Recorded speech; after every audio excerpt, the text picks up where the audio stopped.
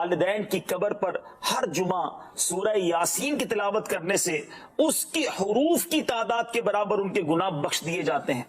سورہ الدخان پڑھنے سے مشکل دور ہوتی ہے، جو قریب المرگ ہو اس پر سورہ جاسیہ کا دم کرنے سے خاتمہ بالخیر ہوتا ہے۔ سورہ یاسین پڑھنے والے کو کتنی بار قرآن پڑھنے کے برابر ثواب ملتا ہے؟ 10 بار قرآن پڑھنے کا ثواب لکھتا ہے۔ جو رضا الہی کے لیے سورہ یاسین شریف پڑھے، حدیث مبارکہ میں اس کی کیا فضیلت آئی ہے؟ جی جناب، جو رضا الہی کے لیے سورہ یاسین پڑھے اس کے گزشتہ گناہ بخش دیے جائیں گے، لہٰذا اسے اپنے مرنے والے کے پاس پڑھا کرو۔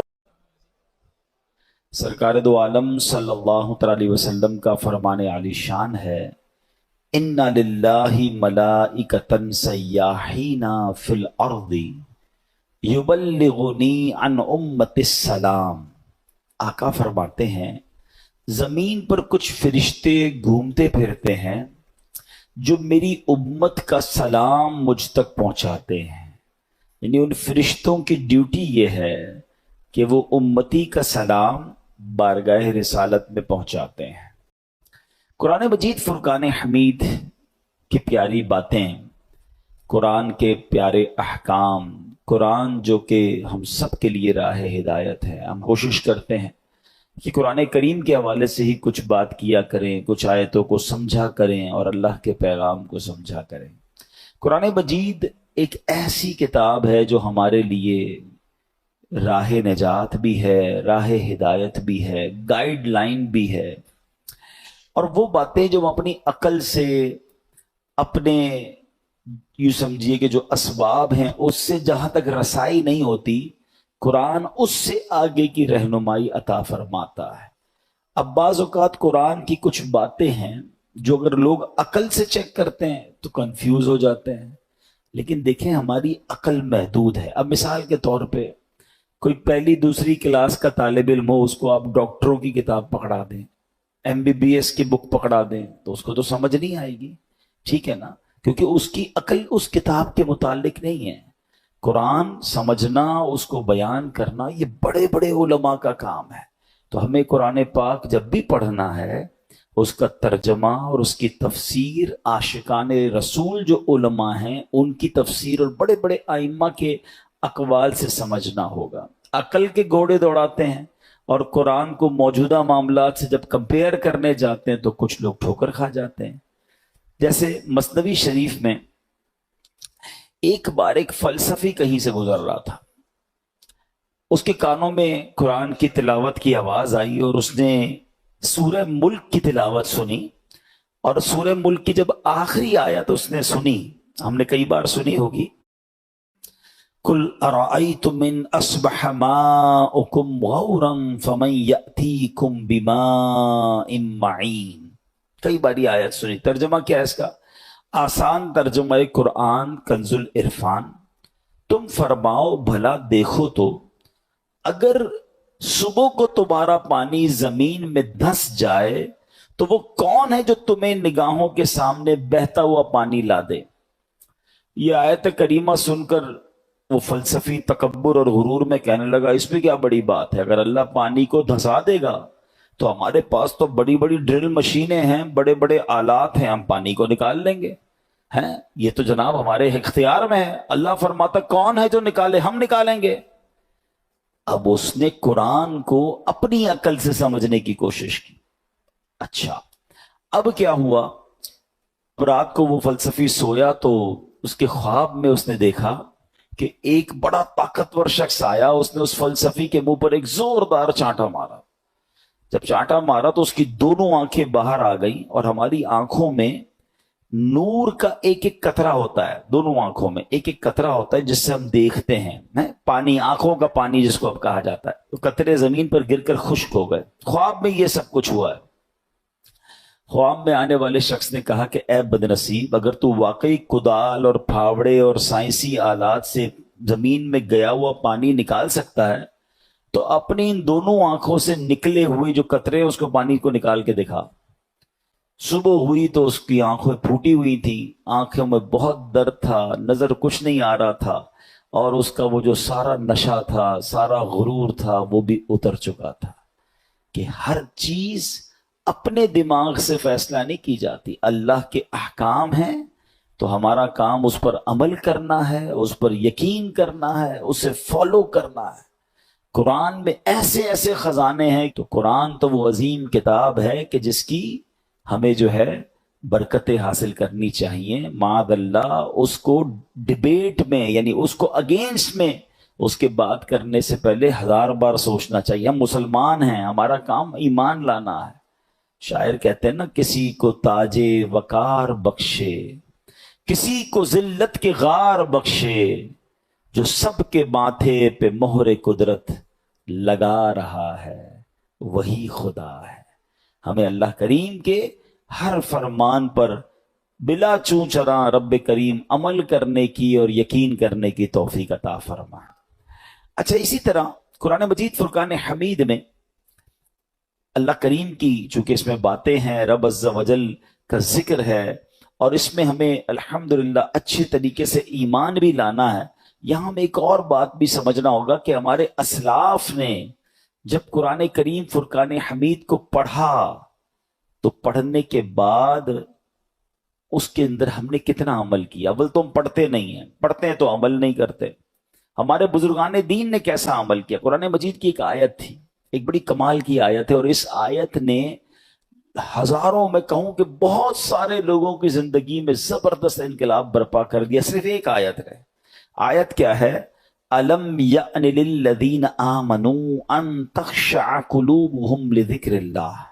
27واں پارہ ہے، سورہ حدید ہے، آیت نمبر 16 ہے۔ اس ایک آیت میں اتنا گہرا میسج ہے۔ اس کی میننگ کیا ہے؟ معنی یہ ہے، کیا وقت نہیں آیا ان لوگوں کے لیے جو ایمان لائے کہ جھک جائیں ان کے دل اللہ کی یاد کے لیے؟ یعنی جھنجھوڑا گیا ہے، پھر بھی وقت نہیں آیا کہ توبہ کرو اور اللہ کی طرف جھک جاؤ۔ اب دیکھیں، جس کے دل پہ اثر ہونا ہوتا ہے کیسا ہوتا ہے، جو پاکیزہ دل، اللہ پاک جن کے دلوں پر قرآن کا اثر ڈالتا ہے، کیسا ہوتا ہے کہ حضرت فضیل بن عیاض رحمت اللہ تعالی علیہ، یہ بہت بڑے اللہ کے ولی گزرے ہیں، مگر شاید بہت کم لوگوں کو پتا ہوگا کہ توبہ سے پہلے یہ بہت بڑے ڈاکو تھے، اور اتنے خطرناک ڈاکو تھے کہ محلے والے، علاقے والے، شہر والے ان سے ڈرا کرتے تھے۔ آپ نے قرآن مجید کی ایک آیت پر عمل کیا۔ ہوا کیا کہ ایک بار آپ قافلے کے ساتھ کہیں جا رہے تھے، قافلے میں ایک شخص جو تھا تلاوت قرآن کر رہا تھا، اور اس نے یہ آیت پڑھ دی۔ آیت کیا ہے؟ أَلَمْ يَأْنِ لِلَّذِينَ آمَنُوا أَن تَخْشَعَ قُلُوبُهُمْ لِذِكْرِ اللَّهِ۔ کیا وقت نہیں آیا ان لوگوں کے لیے جو ایمان لائے کہ جھک جائیں ان کے دل اللہ کی یاد کے لیے؟ اب جب یہ آیت آپ نے سنی نا، حضرت فضیل بن عیاض کے دل پر ایسا اثر ہوا، اتنا روئے، اتنا روئے، اور کہتے ہیں یا اللہ وہ وقت آ گیا ہے کہ ہم تیری راہ میں چل پڑے۔ آپ رحمت اللہ تعالی زاروں کے تار رونے لگے، اس کے تقاضے پورے کیے، لوگوں کا لوٹا ہوا وہ مال واپس کیا، اور اپنے سارے جو ڈاکوؤں کا گروپ تھا کہہ دیا کہ میں نے توبہ کر لی ہے، اب میں اللہ کی نافرمانی نہیں کروں گا۔ ڈاکوؤں کے قافلے والوں نے کہا کہ سردار، اب ڈکیتی میں بھی ہمارے سردار تھے، اب توبہ کر لی تو اس میں بھی آپ ہمارے سردار ہیں۔ پورے قافلے نے توبہ کی، اللہ کی یاد میں لگ گئے، علم دین سیکھا، عبادت و ریاضت میں مصروف ہوئے۔ اللہ اکبر۔ پھر اللہ نے آپ کو ولایت کا ایسا مقام عطا کیا کہ ایک مرتبہ مینا میں ایک پہاڑ پر موجود تھے، آپ نے فرمایا اگر کوئی ولی اللہ اس پہاڑ کو حکم دے کہ ایک پہاڑ لمبا ہو جا تو فوراً لمبا ہو جائے گا۔ بس اتنا کہنے کی دیر تھی کہ پہاڑ نے لمبا ہونا شروع کر دیا۔ آپ نے فرمایا پہاڑ رک جا، میں نے تجھے حکم نہیں دیا ہے۔ یہ سنتے ہی وہ ٹھہر گیا۔ تو اللہ والے جو ہوتے ہیں، اب یہاں جو اصل ہمیں بات سیکھنی ہے کہ توبہ کرنے سے اللہ کیسا مرتبہ عطا فرماتا ہے۔ ڈاکو ہو، اللہ اسے اپنا ولی بنا لیتا ہے۔ بس سچے دل سے توبہ کرنا ہے اور قرآن کے نور کو دل میں داخل کرنا ہے۔ ایسی بہت ساری قرآن میں آیتیں ہیں، اگر بندہ دل سے پڑھے تو وہ ڈائریکٹ دل پر اثر کرتی ہیں، امپیکٹ کریٹ کرتی ہیں۔ آپ قرآن کا امپیکٹ دیکھیں نا، کبھی کبھی ایسا ہوتا ہے کہ بہت اچھا قاری تلاوت کرنے والا ہو یا امام صاحب بڑی اچھی تلاوت کر رہے ہوں، ہمیں سمجھ نہیں آتا مگر آنکھوں سے آنسو جاری ہو جاتے ہیں، دل پر ایک کیفیت طاری ہو جاتی ہے۔ کیسے؟ بات تو سمجھ نہیں آ رہی ہے یہ وہ قرآن کا نور ہے، یہ وہ قرآن کی برکت ہے جو آپ اپنے دل میں محسوس کرتے ہیں۔ اللہ کرے کہ میں اور آپ سمجھ کر قرآن پڑھنے والے بنیں اور قرآن کی برکتیں حاصل کریں۔ صحابہ کرام کس طرح عمل کرتے تھے؟ قرآن کی آیت پڑھتے تھے اور نیکی پر عمل کر لیتے تھے۔ بخاری شریف کی ایک حدیث ہے، حضرت ابو طلحہ انصاری رضی اللہ تعالیٰ عنہ بڑے مالدار صحابی تھے۔ انہیں اپنے مال میں بے روحا، یہ بڑا پیارا ایک وہ آپ کا کنواں تھا، باغ بھی تھا، وہ باغ بڑا پسند تھا آپ کو، تو بے روحا نامی باغ انہیں بڑا پسند تھا۔ تو قرآن کی آیت نازل ہوئی، لن تنالوا البر حتى تنفقوا مما تحبون، یہ چوتھے پارے کی پہلی آیت ہے۔ اب دیکھیں اس ایک آیت میں میسج کتنا ہے، 6600 سے زیادہ آیتوں میں کیا کیا خزانے ہوں گے۔ میں نے آپ کو ابھی ایک آیت سنائی جس نے حضرت فضیل بن عیاض کو بدل دیا، ابھی ایک آیت سنائیے چوتھے پارے کی پہلی آیت۔ ترجمہ کیا ہے اس کا؟ تم ہرگز بھلائی کو نہیں پا سکو گے جب تک راہ خدا میں اپنی پیاری چیز خرچ نہ کرو۔ کیا شاندار میسج ہے! اگر بھلائی چاہیے تو اللہ کی راہ میں بیسٹ خرچ کرنا ہے، گھٹیا نہیں۔ اچھا انہوں نے پڑھی یہ آیت، ابھی نازل ہوئی، ابھی پڑھی، فوراً نبی پاک کی بارگاہ میں حاضر ہوئے، کہتے حضور بے روحا جو ہے نا باغ مجھے بڑا پسند ہے، اللہ نے فرمایا ہے بھلائی جب ملے گی جب بہترین چیز خرچ کرو گے، حضور میں اپنا یہ پورا باغ ہی راہ خدا میں خرچ کرتا ہوں، صدقہ کرتا ہوں۔ ادھر آیت پڑھی، ادھر عمل شروع۔ ہم نہ جانے کتنے بیان سنتے ہیں، کتنی آیتیں پڑھتے ہیں، کتنا قرآن پڑھتے ہیں، عمل کدھر ہے؟ تو یہ وہ لوگ تھے جو قرآن پڑھتے تھے اور فوراً اس پر عمل کرنا شروع کرتے تھے، اور پھر اللہ نے ان کو کیسا مرتبہ عطا فرمایا۔ اے میرے پیارے اسلامی بھائیوں، قرآن سے محبت کیجیے، قرآن سے دوستی کیجیے۔ حدیث پاک میں آتا ہے جس کا مضمون ہے وہ دل ویران ہے جس میں کچھ قرآن نہیں ہے۔ ہم چیک کریں ہمارے سینوں میں کتنا قرآن ہے۔ میں آج آپ کو ایک ایسی روایت سنانے جا رہا ہوں کہ جب بھی پڑھتے ہیں نا یا اس کو سنتے ہیں، کہتے ہیں وہ رونگٹے کھڑے ہو جاتے ہیں۔ یہ تورات شریف میں روایت ہے کہ اللہ پاک ارشاد فرماتا ہے، اے میرے بندے کیا تجھے مجھ سے حیا نہیں آتی کہ تو راستے میں چل رہا ہوتا ہے، تیرے پاس اپنے کسی بھائی کا خط آتا ہے تو راستے سے ہٹ جاتا ہے، بیٹھ کر اس کے ایک ایک حرف کو غور سے پڑھتا، یہاں تک کہ اس کا کوئی لفظ نہیں چھوڑتا، جبکہ میری کتاب میں نے تیری طرف نازل کی۔ دیکھ اس میں تیرے لیے کتنی تفصیل ہے، میں نے کتنی بار تجھے سمجھایا تاکہ تو اس میں غور کرے، پھر بھی تو اس سے منہ پھیرتا ہے۔ کیا میرا مرتبہ تیرے نزدیک تیرے بھائیوں سے بھی کم ہے؟ اب آج کے دور میں ذرا سمجھیے گا، ہم کہیں جائے بلکہ نماز پڑھ رہے ہو، ابھی مسجد میں ہمارے موبائل پر میسج آیا، میسج آنے کی ٹیون آئے، بیل بجے، واٹس ایپ آیا ہے، پتہ چل گیا ہے، اب دل میں خیال آنا شروع ہوگا، پتہ نہیں کس کا ہوگا، کیا لکھا ہوگا، کیا پیغام ہوگا، جلدی سے موبائل نکالو، چیک کرو، مس نہ ہو جائے۔ کال آئی ہے، فوراً دیکھیں گے کس کی آئی ہے، غور کیجئے۔ اللہ فرما رہا ہے کتنی حقیقت بات ہے کہ ہم مسجد میں، نماز میں، سفر میں، ٹریول میں میسج آئے چھوڑتے نہیں۔ یہی تو بات تورات میں فرمائی نا کہ تیرے بھائی کا تیرے پاس خط آیا، پیغام آیا تو اس راستے سے رک جاتا ہے، ایک ایک حرف بغور پڑتا ہے، اور میں نے جو تجھ پر کتاب نازل کی تیرے پاس اس کے لیے ٹائم نہیں ہے۔ کتنی ہدایت کی باتیں ہیں، کتنا تجھے اس میں سمجھایا ہے، کتنا تجھے بتایا ہے۔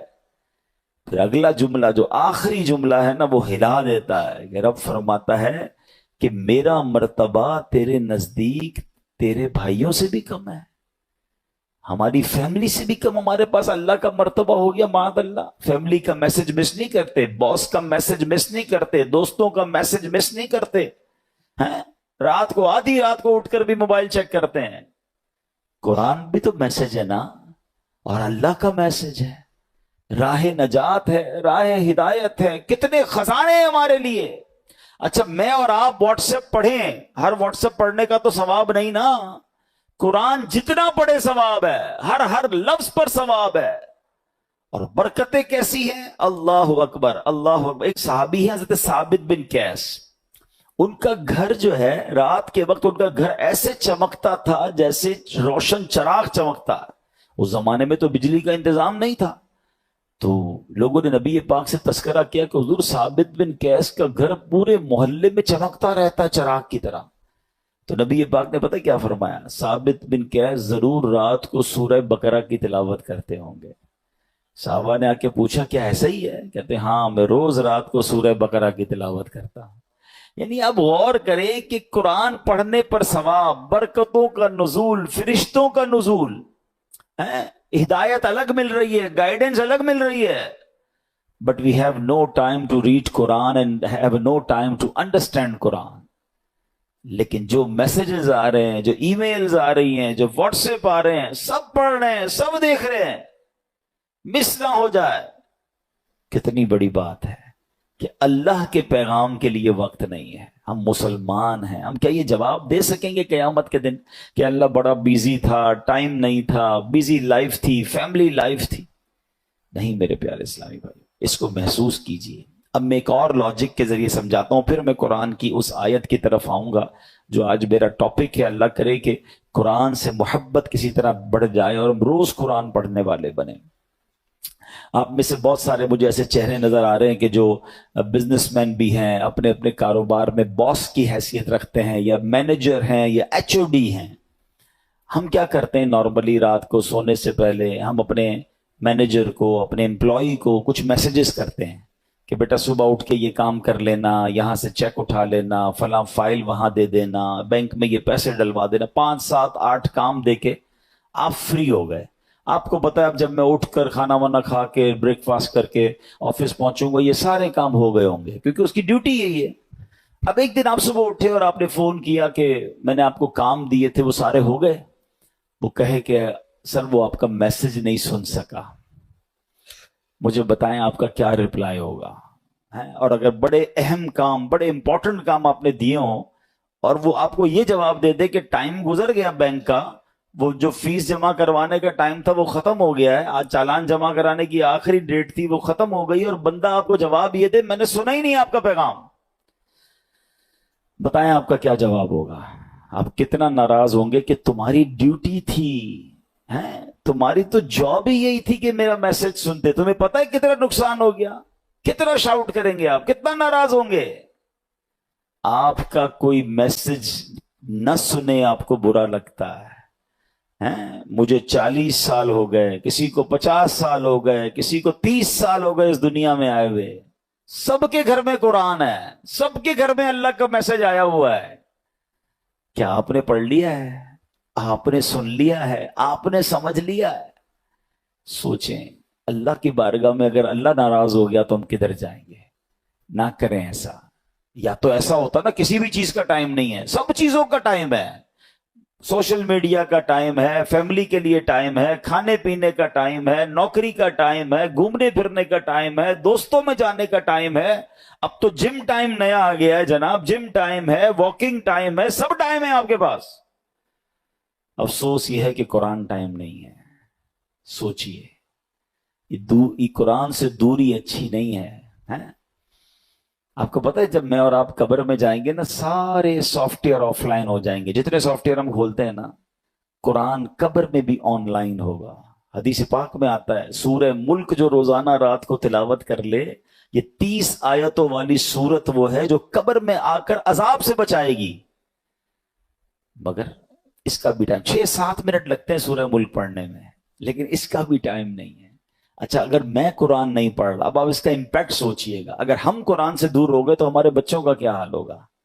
آہستہ آہستہ یہ نسلیں تو دور ہوتی چلی جائیں گی نا.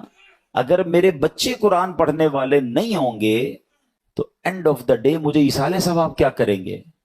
کیا سوشل میڈیا کھول کر ایصال ثواب کریں گے، یا قرآن پڑھ کر میری قبر پر آ کر فاتحہ پڑھیں گے ایصال ثواب کریں گے؟ سوچئے، اپنے گھر میں یہ ماحول بنائیے. میں بھی قرآن پڑھوں، میری فیملی بھی قرآن پڑھے. انہیں نظر آئے کہ گھر میں پارہ نمبر 4 ہے، سورہ آل عمران ہے اور آیت نمبر 200. اللہ ارشاد فرماتا ہے یا ایھا الذین آمنوا اصبروا وصابروا ورابطوا واتقوا اللہ لعلکم تفلحون. ترجمہ قرآن، اے ایمان والو صبر کرو اور صبر میں دشمنوں سے آگے رہو اور اسلامی سرحد کی نگہبانی کرو اور اللہ سے ڈرتے رہو اس امید پر کہ تم کامیاب ہو جاؤ۔ اس میں 2-3 بڑے پیارے میسج ہیں۔ اس آیت میں ارشاد فرمایا اے ایمان والو نیکیاں کرنے، گناہوں سے بچنے کی مشقت، دنیاوی مصیبتوں اور آفتوں پر صبر کرو اور جنگ کی سختیوں کے موقع پر صبر کرنے میں کفار پر غالب رہو۔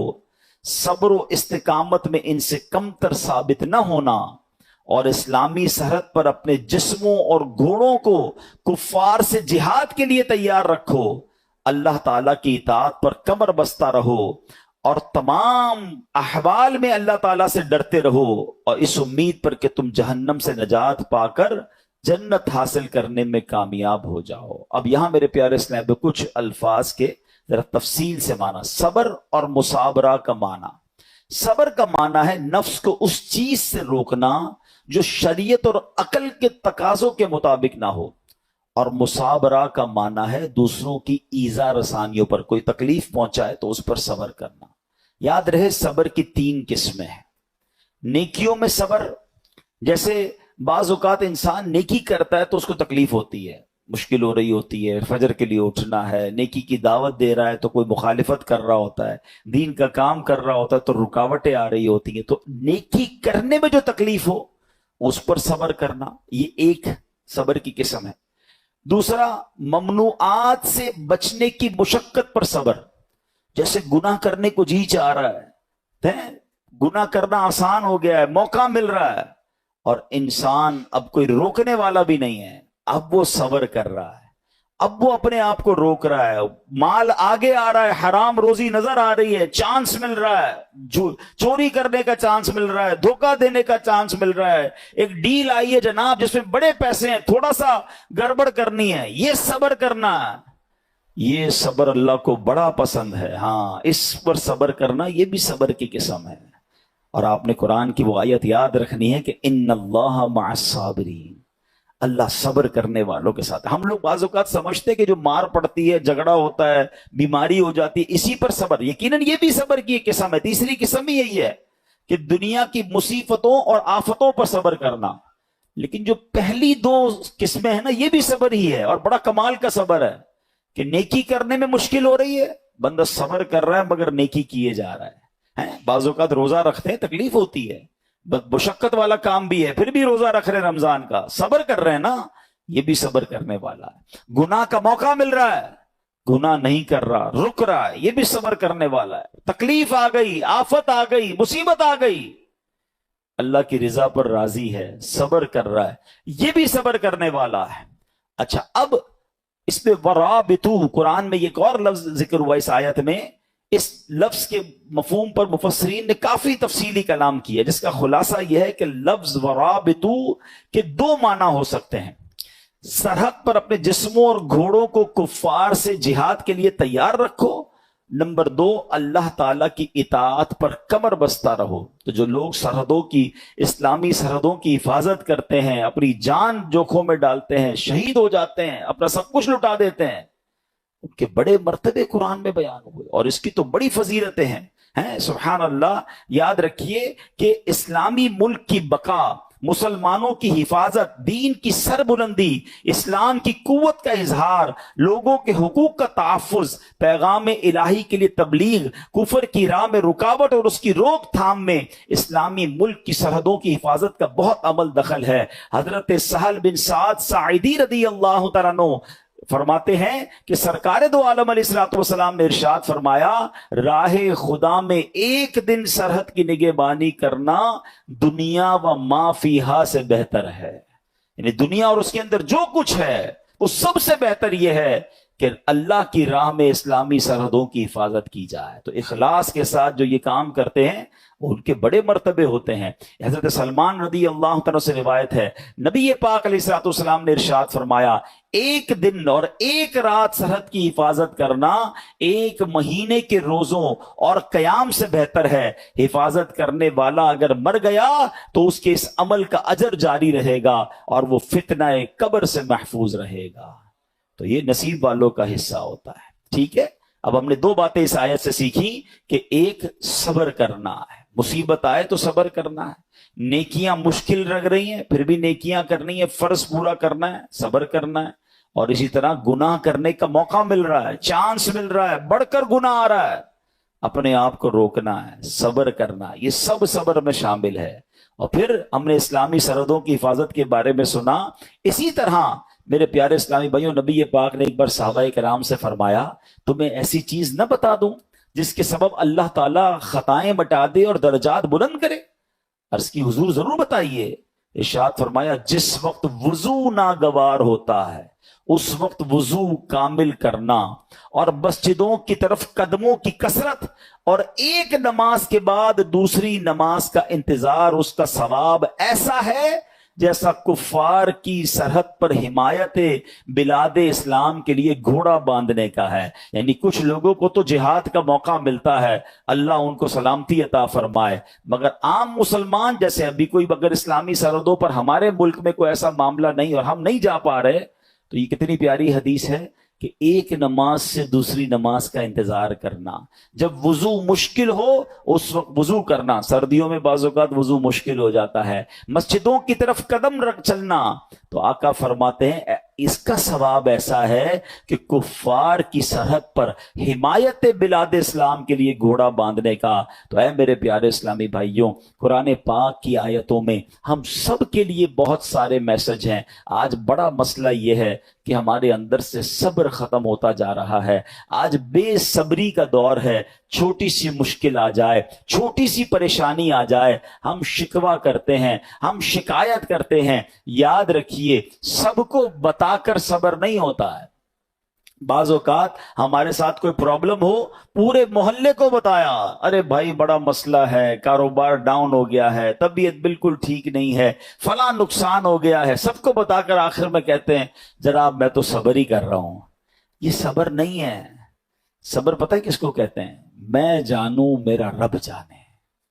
ہاں، کسی کو پتہ نہ چلے۔ ہم ایک جملہ بڑا شوق سے کہہ رہے ہوتے ہیں، کافی لوگوں کے منہ پر یہ جملہ ایک محاورے کے طور پر آ گیا ہے کہ اللہ پاک آپ کو صبر جمیل عطا فرمائے، صبر جمیل پر اجر عظیم عطا فرمائے۔ ان کو کبھی روک کے پوچھے حضرت صبر جمیل کہتے کس کو ہیں؟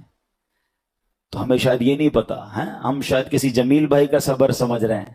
یہ جمیل بھائی کا صبر نہیں ہے۔ صبر جمیل کی ڈیفینیشن لکھی ہے کتابوں میں۔ صبر جمیل یہ ہے کہ دو بندے ہوں، ایک پریشان ہے اور ایک بالکل خوشحال ہے، آپ کو دونوں کو دیکھ کر پتہ نہ چلے کہ پریشان کون ہے، میرا چہرہ بھی نہ بتائے۔ اچھا ہم زبان سے نہیں بتاتے، چہرے سے پتہ چل جاتا ہے، بھائی خیر تو ہے آج آپ کی طبیعت، آپ کا منہ اترا ہوا ہے، تو ہاں بس یار وہ فلاں مسئلہ ہو گیا فلاں، نہیں، کسی کو پتہ ہی نہ چلے۔ صبر یہ جو جس صبر کو سبحان اللہ جس کی برکتیں ہیں نا، پھر دیکھیں غیب سے کیسے مدد آتی ہے۔ وہ نعت کا شعر سنا ہوگا نا، کسی کا احسان کیوں اٹھائیں، کسی کو حالات کیوں بتائیں، تم ہی سے مانگیں گے تم ہی دو گے، تمہارے در سے ہی لو لگی۔ اچھا مجھے ایک بات بتائیں، میں اپنی بیماری کسی کو بتا دوں کیا وہ علاج کر دے گا؟ میرا نقصان ہو گیا کاروبار میں، اس کو بتاؤں گا کیا پیسے دے دے گا؟ ملنا کچھ نہیں ہے، صبر کا ثواب جا رہا ہے۔ تو اللہ کرے کہ یہ بات سمجھ آ جائے کہ ہم پراپر صبر کرنے والے بنے ہیں۔ بات بڑی گہری لیکن عقل مند لوگ پک کر لیں گے۔ حضرت رابعہ بصریہ رضی اللہ تعالیٰ عنہ نے، بڑی ولیہ تھیں، بڑی کمال کی خاتون تھی، ان کے قریب سے ایک شخص گزرا، اس کے سر پر پٹی بندھی ہوئی تھی۔ تو حضرت رابعہ بصریہ نے پوچھا کیوں پٹی باندھی ہے؟ کہتے سر میں درد ہے، بیمار ہوں اس لیے پٹی باندھی ہے۔ آپ نے پتہ کیا کہا؟ کیا کبھی صحت کی پٹی بھی باندھی تھی؟ اب یہ بات بڑی گہری ہے۔ یعنی ان کا کہنا یہ تھا کہ رب نے تمہیں اتنے دن تک صحت مند رکھا، کسی کو نہیں بتایا، آج تھوڑے دن کے لیے بیماری ہوئی تو پٹی باندھ کے سب کو بتا رہے ہو کہ اللہ نے بیمار کیا ہے۔ یہ بات سمجھنی ہے کہ ہماری پرابلم ہماری ہے، میرا رب، اگر رب راضی ہے میری پرابلم پر تو میں بھی راضی ہوں نا۔ کیونکہ آپ حدیثیں تو پڑھیں کہ نبی پاک علیہ الصلوۃ والسلام کی حدیث پاک ہے جس کا مضمون ہے کہ اللہ پاک جس بندے سے محبت کا ارادہ فرماتا ہے اس پر آزمائشوں کی بارش بھیج دیتا ہے۔ اب بڑی اہم بات ہے کہ محبت بھی ہو رہی ہے اور آزمائشیں بھی آ رہی ہیں۔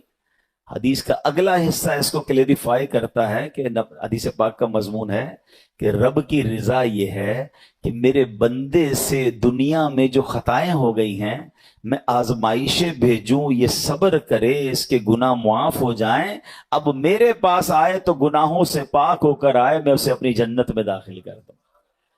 تو آزمائشیں تو میرے گناہ معاف کروانے آئی تھی، اور ہم ہیں کہ ان آزمائشوں پر واویلا مچا رہے ہیں، لوگوں کو بتا رہے ہیں، شکوے کر رہے ہیں، بعض اوقات تو زبان سے جملے ایسے کہہ دیتے ہیں جو اللہ کی بارگاہ میں ناراضی کا سبب بنتے ہیں۔ نہیں میرے پیارے اسلامی بھائی، ہمیں یہ غور کرنا چاہیے کہ جس رب نے ساری زندگی چھاؤں میں رکھا ہے، اگر کچھ دن دھوپ کے آئے ہیں تو صبر سے گزارنا، یہ امتحان ہے۔ قرآن میں رب نے فرمایا نا، وہی بات والی بات ہے، قرآن پڑھیں نا، اللہ فرماتا ہے وَلَنَبْلُوَنَّكُمْ بِشَيْءٍ مِّنَ الْخَوْفِ وَالْجُوعِ وَالنَّقْصٍ مِّنَ الْأَمْوَالِ وَالْأَنفُسِ وَالثَّمَرَاتِ وَبَشِّرِ الصَّابِرِينَ۔ اللہ نے تو لسٹ بھی دے دی ہے، اب ان قریب تمہیں آزمائیں گے، بھوک سے مال کم ہو جائیں گے، بیمار ہو جاؤ گے، خوف آ جائے گا، پرابلمز آئیں گی، مگر آگے کیا فرمایا؟ وَبَشِّرِ الصَّابِرِينَ، خوشخبری ہے صبر والوں کے لیے۔ الذین اذا اصابتہم مصیبہ، جب وہ مصیبت میں گرفتار ہو جاتے ہیں،